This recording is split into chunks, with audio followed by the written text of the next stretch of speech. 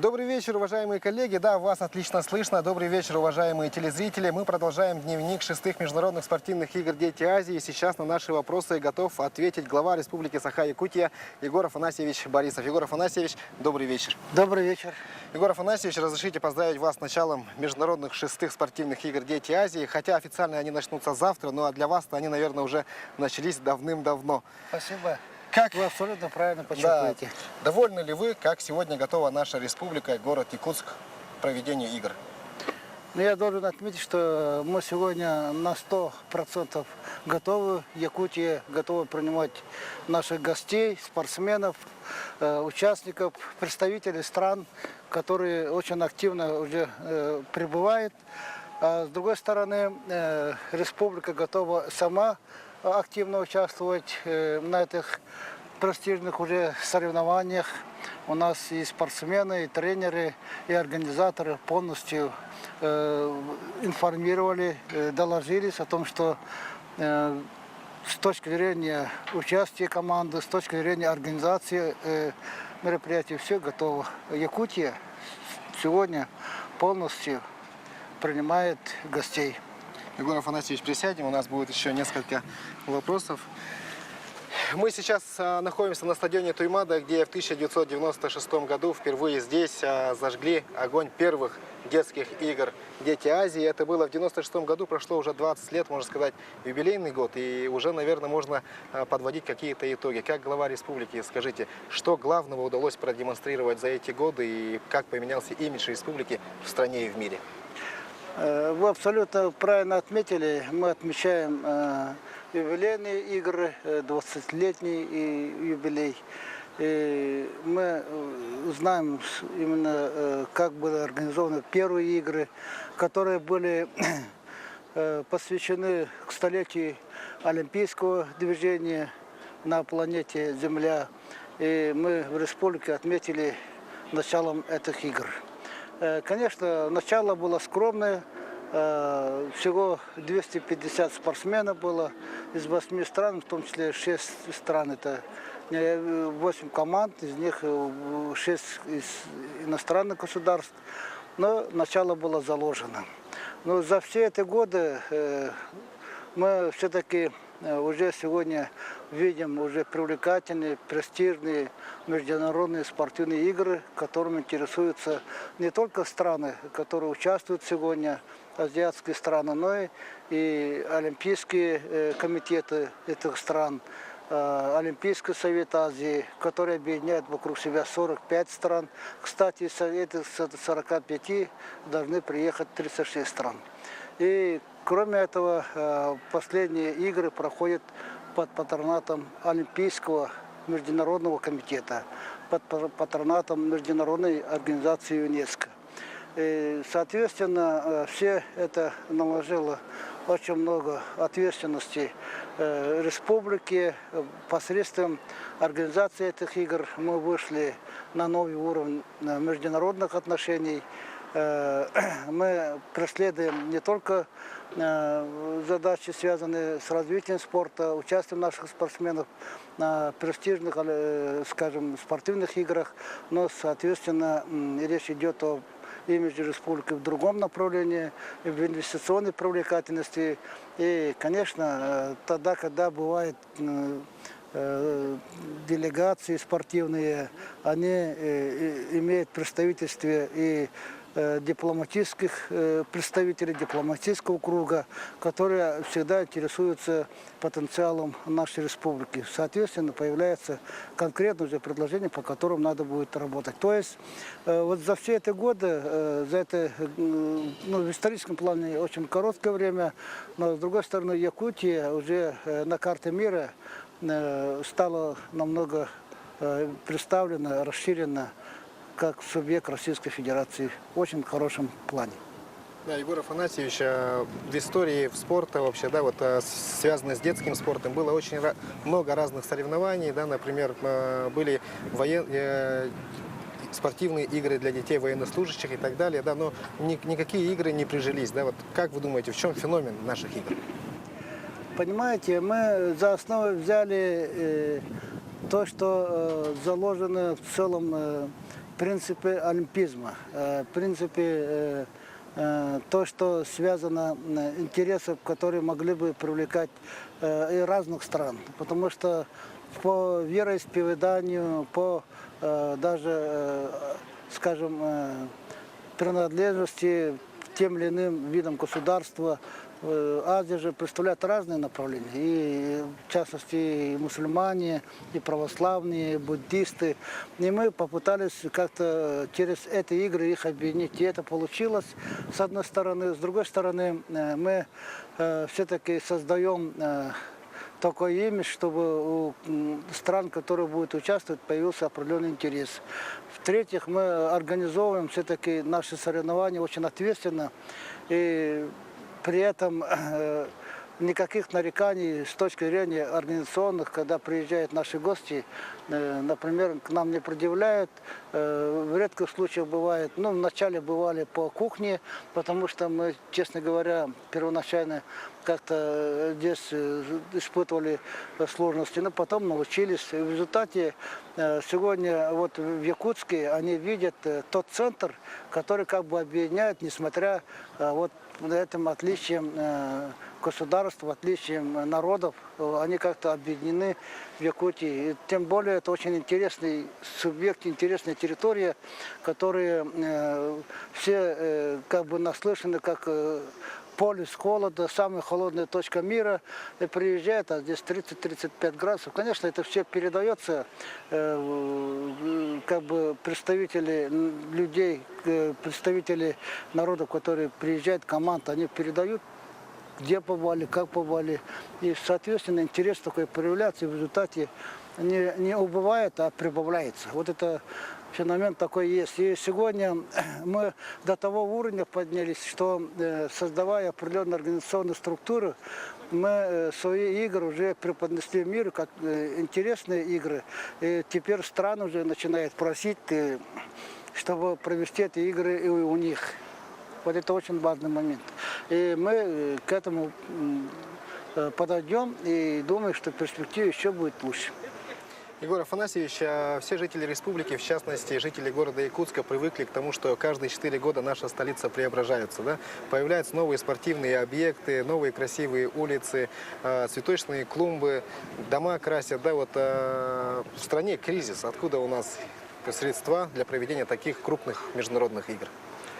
Вначале, да, было затратно, это надо признаться, потому что нам необходимо было привести столицу республики в порядок. Мы, руководители республики, приняли на себя ответственность все-таки преобразовать город Якутск как столицу республики. А вы знаете, что все-таки город Якутск, прежде всего, это был, ну, в свое время деревянным городом, и у нас очень много ветхого жилья, ветхих объектов. А с другой стороны, и улицы с учетом нашей вечной мерзлоты все время ломаются. И в-третьих, у нас очень много социальных объектов не хватало. Конечно, нам надо было средства вложить и воспользоваться моментом, именно чтобы эти игры стали как бы стимулом преобразования вообще нашей жизни, и не только в столице, а в целом по республике. Поэтому нам приходилось принимать свои программы по организации игр «Дети Азии» с точки зрения капитального обеспечения. Это имеется в виду строительство спортивных объектов, приведение в порядок наших улиц в столице республики, и при этом приходится не жалеть денег. Ну а с другой стороны, почему мы так уверенно себя проявляем, расходы определенные несем? Потому что мы знаем, спортивные объекты, социальные объекты, они нужны нашей молодежи, нашим людям. Это, прежде всего, мы нацеливаемся на это. Во-вторых, почему мы на это рассчитываем? Потому что мы понимаем, в результате принятых решений, принятых мер, экономика республики развивается. Это надо дать должное нашим предприятиям, нашим хозяйствующим субъектам, потому что последние годы темпы роста экономики, они ощутимы. И в соответствии с этим у нас умощняется и бюджет республики. То есть мы видим, все как бы связано, и параллельно все как бы друг друга поддерживать, экономика развивается, бюджет поддерживать для того, чтобы строить эти объекты. И мы, в частности, вот по городу Якутске, когда я вступал на должность президента республики, принимал соответствующие программы, в том числе по городу Якутске, как одной из точек роста республики. И мы вкладываем в город Якутск огромные деньги. Но вы, наверное, ощущаете, потому что вы сами отметили, что город преобразуется. Но надо делать еще много. Очень много надо делать. Только в этом году мы вкладываем уже более 10 миллиардов рублей в город Якутск. И есть специальный указ президента республики, главы республики, которые предусмотрели программу поддержки города Якутск по строительству улиц, по веткам аварийному жилью. И, соответственно, в свое время были построены такие хорошие объекты, как вот на устах у людей сегодня это бассейн Чалбон, это спортивный комплекс Триумф, это футбольный манеж Дохсон, Мадон. Ну и, конечно, и в других, не только в городе Якутске, но и в других регионах республики. У нас благодаря играм «Дети Азии» появился целый комплекс Кимберлит в городе Мирном, очень большой универсальный комплекс в городе Нерингаре. Все это в совокупности создает условия развития в целом общества. Вот смотрите, если 5 лет назад, 10 лет назад модой была для молодежи это ходить по улицам, бутылка пива и сигареты во ртах, вы сейчас ищите по городу Якутска, вряд ли где найдете. Зато очень много молодежи стало на великах кататься, в спортивных залах плавать, прыгать, там, бегать. Это же другая мода стала, это же полезно для будущего поколения. Вот все это в совокупности нам стимулирует проведение вот этих игр «Дети Азии». Да, это действительно так, с этим нельзя не поспорить. Всего лишь пару лет тому назад, когда скептики говорили, что стадионы не будут заполнены, то сегодня мы видим, что не пробиться в спортивных объектах. Начиная с ранней весны и кончая поздней осенью. И тем более комплексы наши постоянно. Вот смотрите, в зимнее время, летнее время наши спортивные комплексы. Народу же полно. Это же радует только. Егор Афанасьевич, накануне стало известно, что президент Российской Федерации Владимир Владимирович Путин не приедет на открытие игр. А все же, кого из высокопоставленных гостей вы ждете? Но, чтобы было понятно, я просил бы драматизировать, потому что президент принял решение в это время 6-7 числа, 5, 6, 7 числа отменить ряд мероприятий. В частности, я 5 должен был участвовать на заседании президиума в Алтайском крае. И это мероприятие отменили, потому что это должно было происходить сегодня вечером. И у президента есть определенный график, который имеет свойство меняться, и принял такое решение. Но это не значит, что есть некоторые товарищи, которые ищут причины, что вдруг Борисов не понравился или Сколько не понравилось. Это не так, потому что это связано просто с рабочим графиком президента. Об этом мне непосредственно объяснил заместитель руководителя администрации президента Российской Федерации. С другой стороны, сегодня мы понимаем, что престиж наших игр поднимается, и, соответственно, гости каждым разом становятся по статусу и выше, и выше.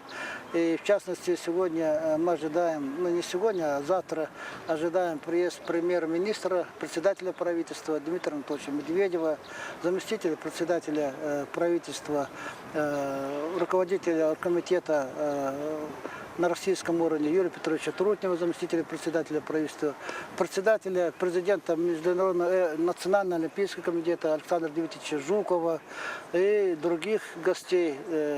Иностранные гости приехали, в частности, претендующие на получение следующих игр. Министр образования и спорта Монголии уже здесь находится, уже ведет предварительные переговоры. То есть уровень очень высокий будет. К нам уже приехали спортсмены из 36 стран. С завтрашнего дня они начнут соревноваться в 22 видах спорта. А как взрослые пользуются этими играми «Дети Азии», может, в международном сотрудничестве, в развитии туризма? Да, знаете, вот когда делегации приезжают, вот в 2012 году, когда приезжали делегации, там были дипломаты. И на этот раз тоже будут консулы, представители посольств. И они не зря приезжают, они изучают республику, пытаются соответственно, изучать не только там спортивное наше развитие, но и экономику, социальную сферу. Они всегда ищут какие-то контакты. И вот, в частности, я очень был удивлен, когда интересовался в тот раз посол Индонезии, который, ну, я думал, эта страна небольшая там. И когда я спросил, сколько населения у вас живет, они сказали, что 240 миллионов. Я чуть не упал, с одной стороны. Но с другой стороны, намерения, конечно, были очень серьезные. По инвестициям, по проектам. Ну, конечно, они интересуются больше всего нашими полезными ископаемыми.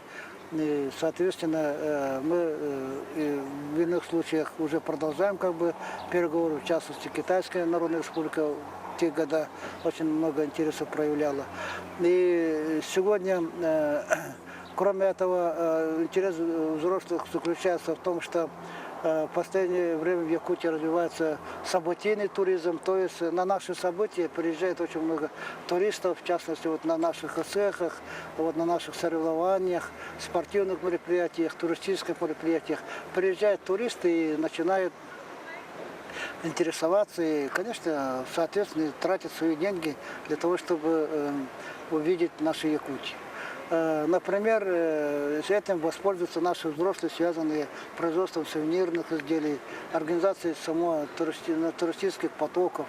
Это очень важный момент. Если раньше мы меньше 100 тысяч получали, то в прошлом году только мы 150 тысяч туристов получили в вне республики. Это достаточно большой объем для нашей республики, изолированный, отдаленный. Я думаю, что этот темп будет расти. Егор Афанасьевич, как я уже сказал, на играх Дети Азии будут 22 вида спорта, в том числе национальные виды спорта. Это якутские прыжки, масс-рестлинг и борьба хапсагай. Как мы все знаем, все виды спорта, которые включены в олимпийскую программу, они когда-то тоже были национальными видами спорта. Например, дзюдо – японский национальный вид спорта, тэквондо – корейский национальный вид спорта. Верите ли вы в то, что когда-нибудь масс-рестлинг будет на Олимпийских играх? Но здесь немножко надо затронуть развитие спорта в республике. Потому что мы, как субъект, который организует такие престижные международные соревнования, как игры Дети Азии, конечно, имеем право гордиться своими спортсменами, своим развитием спорта. Во-первых, то, что мы даем, вкладываем средства на материальную базу, дает свои результаты. Мы в республике занимаем передовые места в Российской Федерации по наличию спортивных объектов на душу населения. Это очень похвально, очень, ну, с такой гордостью можно это отметить. С другой стороны, мы же субъект особый, потому что мы давным-давно находимся на Олимпийских играх, имеющие не только участвующие на Олимпийских играх, но и имеющие и золотые медали, другие медали, и постоянно участвуем на Олимпийских играх. Это же очень важный момент. Есть страны, которые мечтают попасть на Олимпиаду, не могут попасть. Есть страны, которые мечтали, попали, но медали не имеют. А Якутия уже более 40-летней историю имеет с этой точки зрения. И, кроме того, у нас виды спорта, уже более 60 видов спорта культивируются в Якутии. Это и классические олимпийские виды спорта, но и неолимпийские, в том числе наши национальные виды спорта. Если речь вести о национальных видах спорта, то доктрина развития спорта в Российской Федерации, которую определил президент Российской Федерации Владимир Владимирович Путин, о том, что национальные виды спорта надо поддерживать, она подкреплена прежде всего корректировкой закона о развитии физической культуры и спорта Российской Федерации. И там были включены 5 видов национальных видов спорта. Из этих 5 видов национальных видов спорта 3 наших вида спорта. То есть это, если речь идет о других видах, 2, то это речь идет о татарском куреше, еще бурятском, по-моему, кураж. А с другой стороны, 3 это наш масс-рестлинг, мастер-дагита, и национальные прыжки, и борьба хапсагай. Вот это В связи с этим мы в программы игр «Дети Азии» включили и наши вот это национальные виды спорта, в частности масс-рестлинг и перетягивание палок и капсагай. А что касается по популярности, то капсагай очень похож, например, на пляжную борьбу. Очень прямо буквально. Только вместо ковра там или вместо поля там песок. А что касается масс-рестлинга, то это за очень короткое время, благодаря нашим энтузиастам, нашим руководителям спорта, все-таки он завоевывает очень большую популярность в мире. Я надеюсь, что в ближайшие годы мы услышим и обрадуемся о том, что масс-рестлинг, например, попал уже как в олимпийский вид спорта. Потому что я ездил, в частности, в командировку в Дубае, участвовал на огромном инвестиционном форуме, где участвовало 10 тысяч человек. И вдруг подходит один из начальников полиции Арабских Эмиратов. И меня приглашают на чемпионат Арабских Эмиратов по перетягиванию палок. Я просто чуть не упал от радости, потому что это было явление нечто такое особое, потому что перетягивание палок, кроме России, например, да, мы в других странах, например, просто человек поехал и вдруг услышал, там идет. То есть очень хорошее впечатление своим поделился самый сильный человек планеты, исландец, который недавно отличились на чемпионатах Европы по футболу. И это люди очень заинтересованы, сейчас занимаются, у них уже свои клубы появились, и масс-рестлингом. Они как считают? По тем анализам, которые они проводят, масс-рестлинг, перетягивание палок, оказывается, создает условия работы всех мышц человека, начиная от, как говорится, головы до пяток. Вот поэтому они уважают этот вид спорта. И они тоже говорят, вот этот вид спорта должен попасть на Олимпиаду. Поэтому я очень оптимистично к этому отношусь. Ну, о том, что действительно серьезно взялись за развитие масс-рестлинга в мире, говорит о том, что на этих играх впервые будут специально команды едут с детьми, которые будут соревноваться которые именно по подготовились. масс-рестлингу. Раньше-то они не готовы были, а сейчас уже... Вообще эти игры будут очень такие конкурентные и, я думаю, азартные, потому что в начале наших игр многие скептически относились. Они, по-моему, больше всего приезжали как бы знакомиться с Якутией, видеть, что за страна, что за край.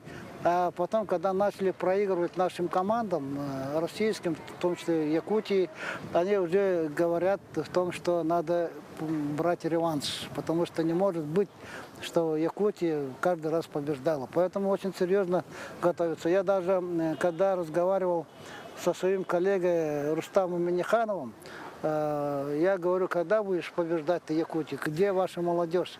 А он говорит, я в этом году обязательно такую команду отправлю, что мы победим. Поэтому то есть каждый настраивается на победу. Да, ну от конкуренции, как говорится, вырастают спортсмены, которые от игр «Дети Азии» доходят до Олимпийских Да, игр. вот это тоже правда, потому что у нас очень много примеров. Вот, например, Монголия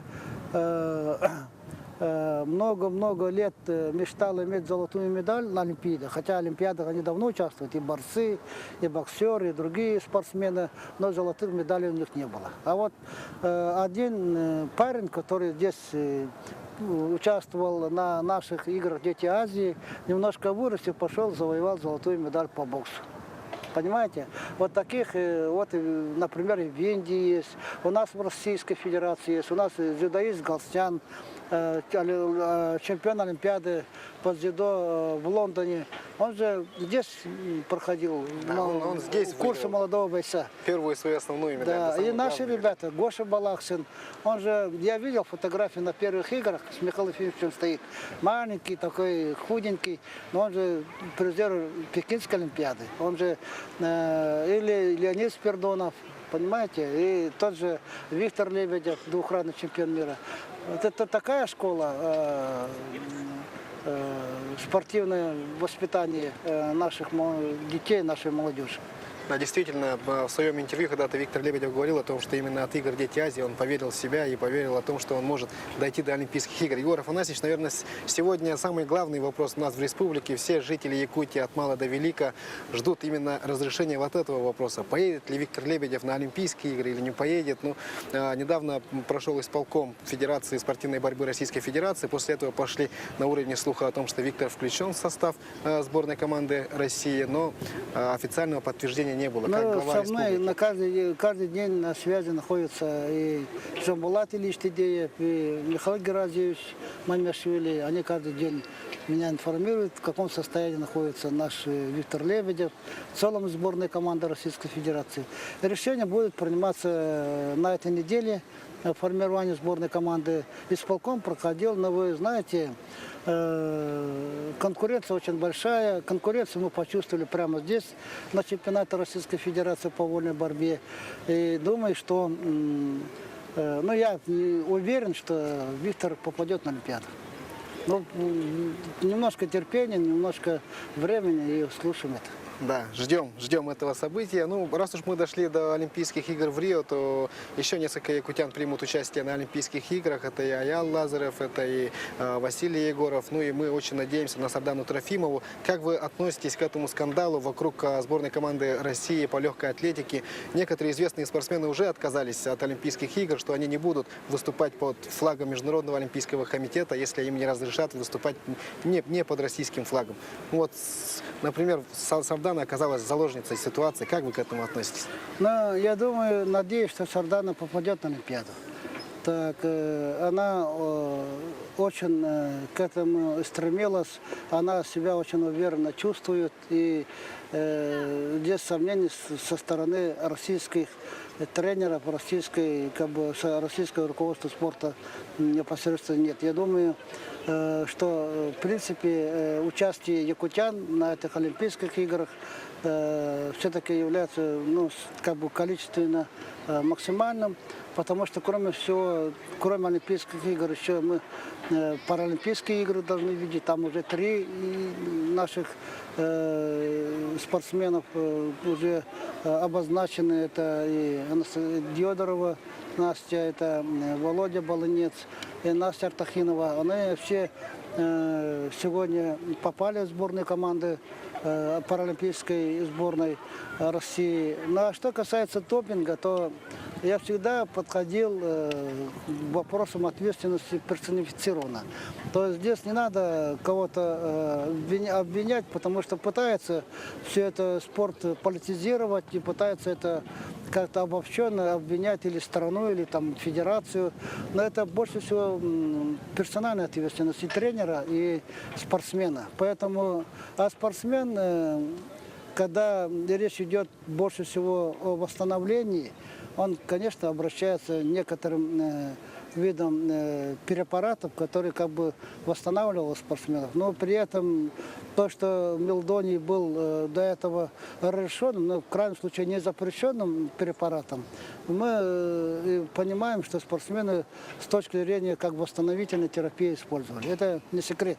Но что касается потом, понимая, что хотя мелдоний по другим названиям потребляется и в других странах, но почему-то вдруг он называется только таким названием. Но все это привело к тому, чтобы дестабилизировать ситуацию в легкоатлетической команде сборной России. Я думаю, это будет уроком для наших спортсменов, уроком для наших организаторов спорта. И тем более допинговые нарушения, они не приветствуются и президентом Российской Федерации, вообще и общественностью, спортивной общественностью. Поэтому все-таки спортсмены, которые, если это осознанно потребляли, то для них это будет большой урок. Егор Афанасьевич, игры еще не начались, но я уверен, что эти 2 недели пролетят незаметно, и эти игры войдут в историю и останутся в наших сердцах. Сегодня уже известно то, что через 4 года игры будут в Монголии. Как-то немного грустно, и что в связи с этим изменится? Но я надеюсь, что, во-первых, игры, они всегда нас подтягивали, подстегивали, стимулировали развитие спорта. Представляете, вот в 2012 году мы считали, что в республике спортом и физкультурой занимались 223 тысячи человек. Это большое количество населения, потому что это 23% населения. А потом сегодня вот к этим играм мы уже посчитали, физкультурой и спортом заниматься больше 60 тысяч человек. Вот как раз то, что мы говорили с вами, что становится модой. Вы смотрите, сколько скандинавской ходьбой наши ветераны занимаются. Этого не было, а сегодня так массово все это, они в спортивных залах находятся. То есть это еще раз подтверждает, что эти игры нас как-то поддерживали морально, там, поддерживали как-то сознание наших людей. Но это, я думаю, не спадет, несмотря на то, что сегодня изучается передача игр в Монголию. Но я должен подчеркнуть, что мы в 2011 году с организаторами игр «Дети Азии» договорились и проголосовали за то, что подтвердили, что родиной рождения игр «Дети Азии» является Якутия. Это мы зарегистрировали, печать поставили, подтвердили, то есть никто уже оспаривать не будет, что игры «Дети Азии» – это игры, рожденные в Якутии, Российской Федерации. С другой стороны, в 2012 году мы создавали оргкомитет, как в свое время создавали Международный олимпийский комитет, мы создали такой международный организационный комитет по играм «Дети Азии», который тоже зарегистрировали в городе Якутске и будет штаб-квартира здесь, в Якутске. Несмотря на то, что будет в Монголии проводиться или в каких-то странах проводиться. Но еще мы договорились о том, что через каждые игры за рубежом, то есть, если Монголия получит в 2020 году, то в 2024 году игры должны вернуться в город Якутск. То есть, мы эти игры не теряем, но, с другой стороны, мы этим добиваемся, чтобы еще раз поднять на другой, более высокий международный уровень наши игры «Дети Азии», чтобы они проходили в столицах или в других городах стран Азии. Мы в прошлом году принимали здесь более 20 руководителей Олимпийских комитетов стран Азии. Это было тоже уникальное событие, но оно незаметно прошло. Но это люди, которые приезжали, были свидетелями всех международных соревнований, вплоть до Олимпиады, были приятно удивлены, что в Якутске можно на высоком уровне провести эти игры. Приезжал сам президент Олимпийского совета Азии, шейх Аль-Сабах. Это человек знаменитый в мире, и в спортивном мире, и в бизнесе, потому что он 2 срока был президентом знаменитой международной организации ОПЕК. И он тоже 3 дня здесь поработал, посмотрел, походил, и был тоже приятно удивлен. И мы ожидаем его приезд. Если бы это не Уроза Байрам, то он мог бы сегодня прилететь и поддержать эти игры. Но то есть сегодня все-таки передачи этих игр в другие страны мы только будем добиваться поднятия престижа этих игр. Понятно. Значит, следующие игры мы примем в 2024 году. Ну, это как бы далеко, но... Вы молодой человек, вам-то что волноваться.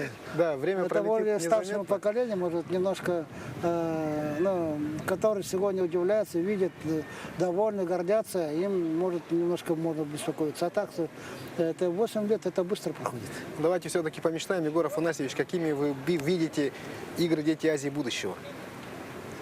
Понимаете, мы, во-первых, мы когда проводили прошлые игры, там ближе к этому проводились Олимпийские игры в Китае, юношеские так называемые. Но они по организации были хуже, чем наши игры. Все это эксперты, которые приезжали, это отмечали.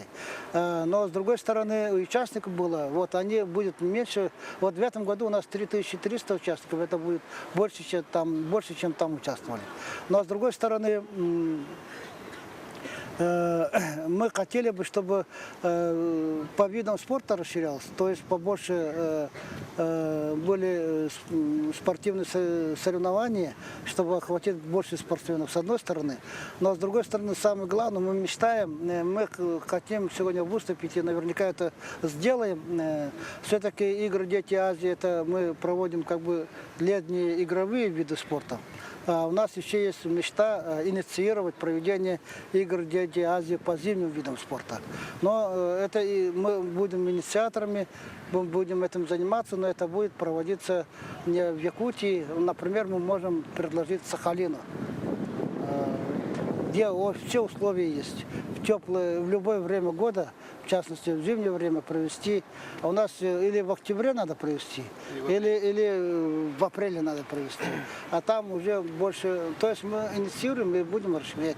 Вот такая мечта есть у нас. Супер мечта. Хотелось бы, чтобы эта мечта сбылась, и хотелось бы, чтобы эти зимние игры Дети Азии начались именно у нас. Алдан, Нерингри. Егор Афанасьевич, Да, мы, кстати, для наших телезрителей я хотел бы подчеркнуть, что у нас в Алдане есть уникальная лыжная база, которой в мире нет. Если в знаменитых скандинавских странах, в знаменитых европейских странах, когда ездишь на вот этой лыжной базе, надо в гостинице жить, после гостиницы надо час ехать, и потом заниматься, как бы тренироваться или соревноваться. А у нас выходишь из гостиницы, стоишь на лыжи и побежал. Вот это уникальность. Но, с другой стороны, я призываю наших якутян посмотреть на Алдан хорошими глазами, потому что через год мы закончим асфальтирование дороги Лена вот, до Нижнего Бестяха. То есть с Нижнего Бестяха до Алдана будет асфальтированная дорога, и за 3 часа можно доехать, и там в пятницу вечером выехать, там 2 дня покататься с гор, а потом вернуться в воскресенье. Такие уникальные условия сейчас будут создаваться. Поэтому лыжами, тем более наши ребята очень хорошо стали заниматься. Егор Афанасьевич, к сожалению, подходит к концу наш эфир. Не будет преувеличением, если я скажу, что сегодня вся республика задействована в этих играх. Ваши пожелания участникам и жителям республики? Ну, во-первых, я хотел бы поблагодарить тех, кто непосредственно принимает участие в организации. Очень хотел бы поблагодарить нашим волонтерам, детям. Более 1000 детей просто так азартно, так желанно, так, с такой ответственностью сегодня начали заниматься приемом наших гостей. Они самые главные люди, которые будут представлять нашим гостям нашу республику. Они ответственность это понимают. Я хотел бы поблагодарить нашим спортсменам, детям, которые 400 ребят в составе 2 команд будут бороться за медали.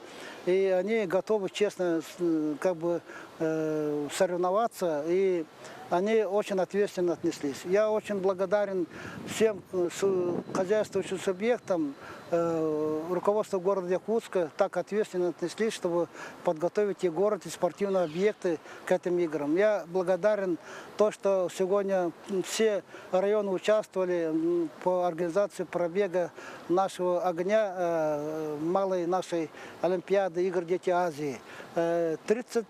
5000 километров этот факел с огнем пробежал по Якутии, и сегодня поступил или прибежал, или появился в городе Якутске.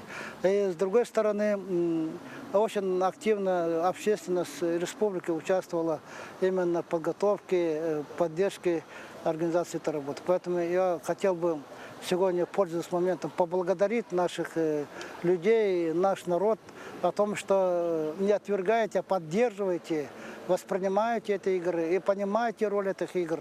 Это очень важно. Поэтому спасибо вам.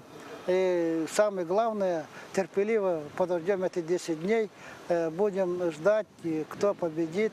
И, конечно, мы очень хотим, чтобы эти игры прошли спокойно, без эксцессов. Егор Афанасьевич, а мы, в свою очередь, благодарим вас за то, что вы нашли время в вашем плотном графике и ответили на наши вопросы. Егор Афанасьевич, если вам какой-либо день не удастся увидеть какое-нибудь важное, яркое событие игр, то обязательно вечером включите национальный канал и посмотрите итоговые дневники игр. Дорогие телезрители, да, мы вам желаем того же. Каждый вечер смотрите итоговые дневники игр Дети Азии на каналах НВК Саха, Саха-24, на телеканале Мамонт. Ну и каждый день в течение дня смотрите прямые трансляции и трансляции в записи основных событий игр Дети Азии. Ну что, поехали к основным победам и к новым эмоциям. До свидания.